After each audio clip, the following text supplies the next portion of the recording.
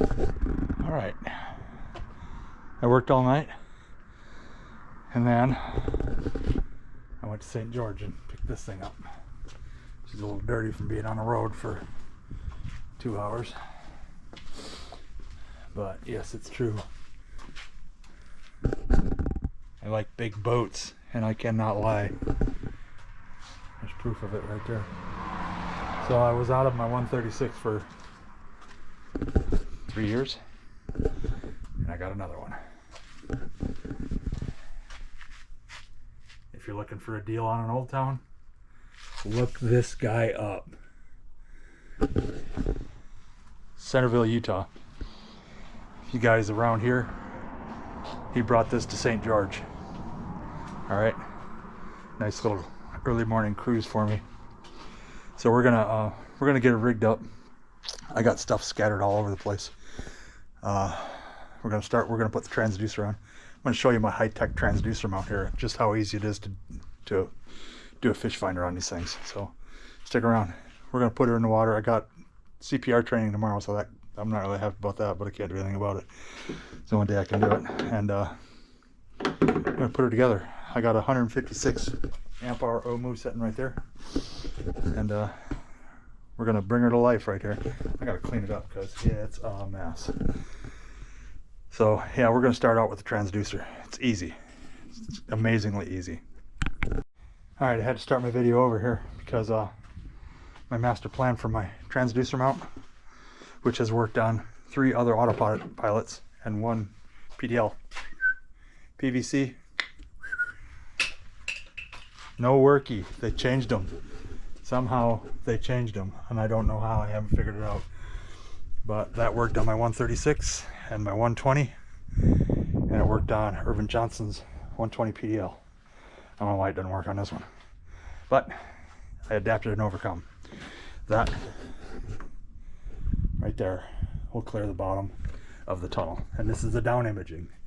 I don't need the side imaging. I don't use I'm not much of an imager.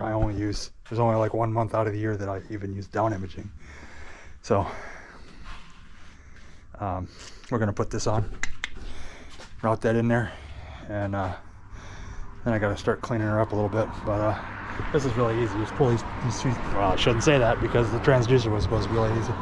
Pull those 3 screws, slide, I'll show you. Hold on. All right, here we go. So this right here has to go down through that hole right there, and then this little hoo-ha right here, it's mashed in around it. So you just jam it through there, and you wind up all your slack, and put your thing in there, put a little goop on it, call her good. But we're gonna reel this all in here, mount that up there, and I'll show you how. It's actually really easy, and you know, every Humminbird comes with that mount that I just put on there. This is like the 6th kayak it's been on, so it works. All right, the wire's through there. I'm gonna stuff that little gizmo up in there. There's the 3 screws, and that's the part that comes in the tackle box. I'll show you what she looks like down here. That is above the skid plate. There's the skid plate. There's the bottom of the transducer. That'll work. I just got to be careful when I'm bringing it out of the truck. So once I hit this, and I'll feel that on the bed extender to stop, because it may just run into it. But you know, I think it's higher than the one it was on the 120 and the 136, so I'm really not going to worry about it. I always, you know, this one's so long that the butt will hit the ground back there way before I get that close. I'll probably be stopping on my bed extender up in here because they are long. But now we got to do, we'll put this on. Pull that up close, goop it, pull that one off, get my pink string, drop drop the string down through, reel this up, pull it up, and then I'm going to put the battery right here. So I'm going to throw the pink string back down and somehow stick my arm up through there as far as I can to reach it. I got a wire somewhere that I'll be tying it on there. So we're making progress. All right, now it's kind of starting to look like it fits in. Okay. The motor in, fish finder on, battery's in. Battery's not plugged in yet. I gotta find the remote back there. We're about to bring her to life. So hold on. I'm gonna plug the battery in, and it fits with my meter on it even, so I can. In one of them, I think it's the one that June's got. I had the meter flipped over, and I also did it like that in my wife's 106. So I don't know why I didn't do it. Oh yeah, I did. I flipped it back over in this one because this was in the back seat of the big rig for a while before I set it on fire. That's why this is here, because I just got tired of messing around trying to make something like this happen again. And I made some phone calls. Actually, somebody made some phone calls to me. So, and it was perfect timing. So, welcome back to the channel, Old Town. Okay, we're gonna bring it to life. I'm gonna turn this off for a second, find the kill switch, find the remote, plug the battery in, and make some whir noise. All right, we're gonna see it happen together. Listen for it, wait for it. There we go. It's alive. All right, let me see if I can remember how to do this. Nope, that's not it.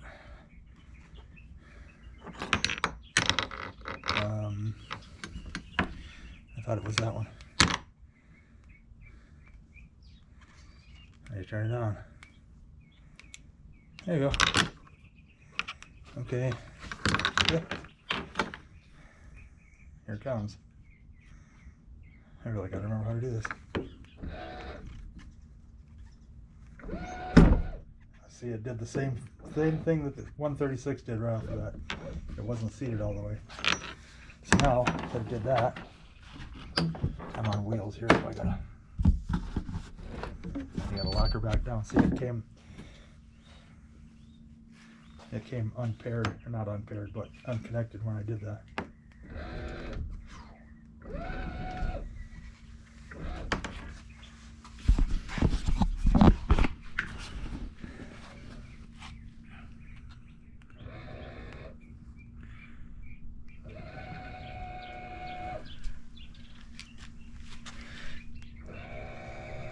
Sounds smoother than any of the other ones.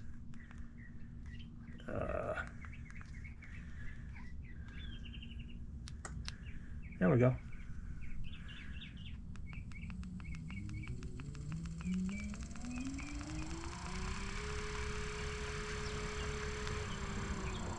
See, you just hold this one in, and it continues to speed her up or slow her down or speed her up. So, like I was saying before, on this one, if you want to pick out a point on the shore or wherever, you point the motor head at it, and you hit that button right there, and it will take you in that direction. And if you hit that button right there, that's your cruise control button, and we all know what that is, spot lock. So yeah. All right, she's alive. So what I'm gonna do now is I gotta find some stuff, and I had a Navarre handle on my 120. I had two Navarre handles on my 120. So I had this mounted right there, but I'm gonna put it right. I don't know where I'm gonna put it, but I'm about to figure that out. So, and then I gotta put numbers on it, and just a bunch of little stuff from here, but the numbers are right there, the registration is over there, and I got rails for here,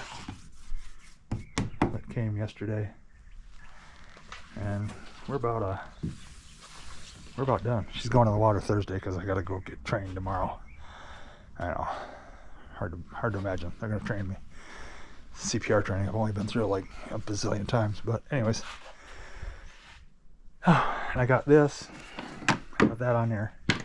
I got the plug. I zip tied it to the other wiring loom under there so that it doesn't, I mean, you leave one wire dangling around down there, it's going to end up in the most hard to reach spot at 3 o'clock in the morning at Willow Beach.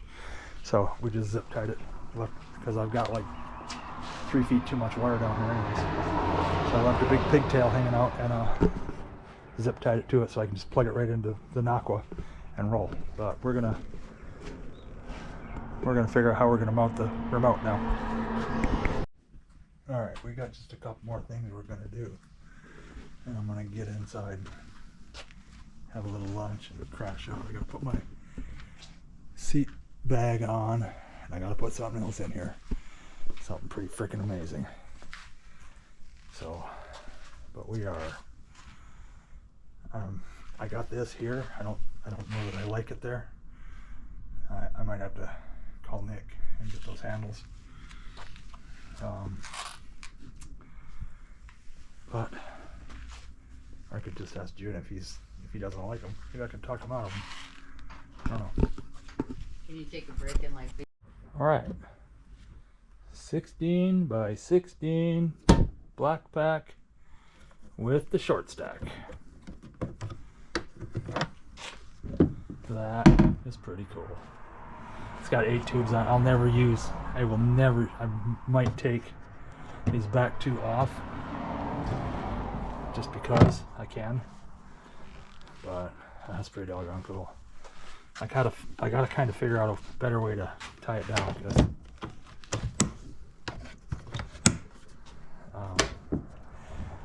as it is. Oh, Anderson hook and plate going right there. It is whammo. There she be. Alright, I got this right here. It was setting back here further, but I want to be able to set a cart right here. So I gotta do some adjusting. Alright, we're gonna find my seat bag, which is over there somewhere, and throw it on here and put the registration, which is right there inside of it. Alright, that's going to pretty much bring this rigging video to a close. Let's stick around for Thursday, or come back on Thursday. I might put this on the web tonight. I just got a couple of little things I got to iron out, and they're pretty, they're sitting right there. I just got rails for right there. I have a shorter rail. I have this. I don't know if I can put that there for this, or if I'm going to leave it there. I don't know. But I got to figure out some better, stronger, faster way to, because I don't like this. And that's not the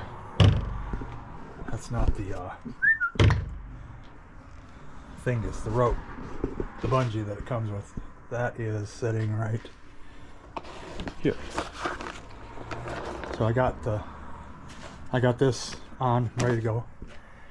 The boat goop secured on the bottom of that. I got everything all hooked up, got my numbers on, got my AIS sticker on. This thing is freaking gigantic. Forgotten how big they are, but that's why they're so stable. So yeah, I'd be able to, I mean, I did it enough times in the other one. They have made some changes. I can show you. They're subtle. They're tiny little subtle changes. This was on my 120. This thing right here. It's an adjustable depth magnet thingus. Kill switch thing. Super more safety stuff. This didn't used to do this. Didn't do it on any of the other two. It opens and it closes and it doesn't hit. Okay. This is definitely sloped up here now. On my 130, my first 136, water would pool right here. That's not going to happen now on that. the seat looks a little different. I haven't quite figured out why yet.